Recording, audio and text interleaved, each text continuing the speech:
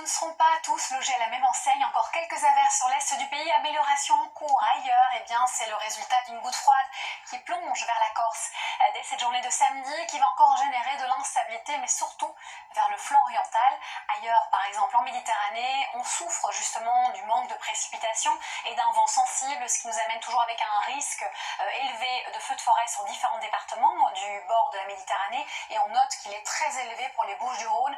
Attention de ce côté-là avec le Mistral et la Tramontane qui souffleront tous deux très fort. À l'arrière, un ciel qui sera finalement très hétérogène, avec plus d'éclaircies par endroits, je pense au Pays de la Loire, beaucoup moins du côté de la Bretagne, le Cotentin et au pied des Pyrénées, puisque là on a de la grisaille. Puis durant la journée, eh bien, on peut espérer cette perturbation avancer un petit peu plus à l'intérieur des terres pour libérer peut-être fin de journée bien la pointe du Finistère, et aussi ces nuages vont se morceler ici et là, laissant à l'avant beaucoup d'instabilité avec ces averses orageuses. Des cumuls de pluie importants sont attendus de ce côté-là et un risque d'orage violent vers la Corse est à surveiller évidemment.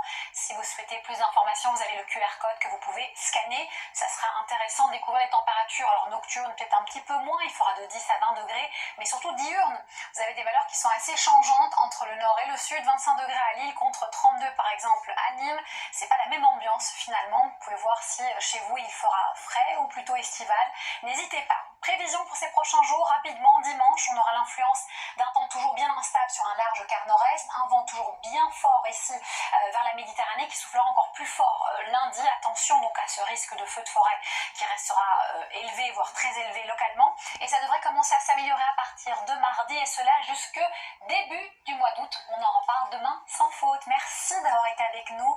Belle soirée et surtout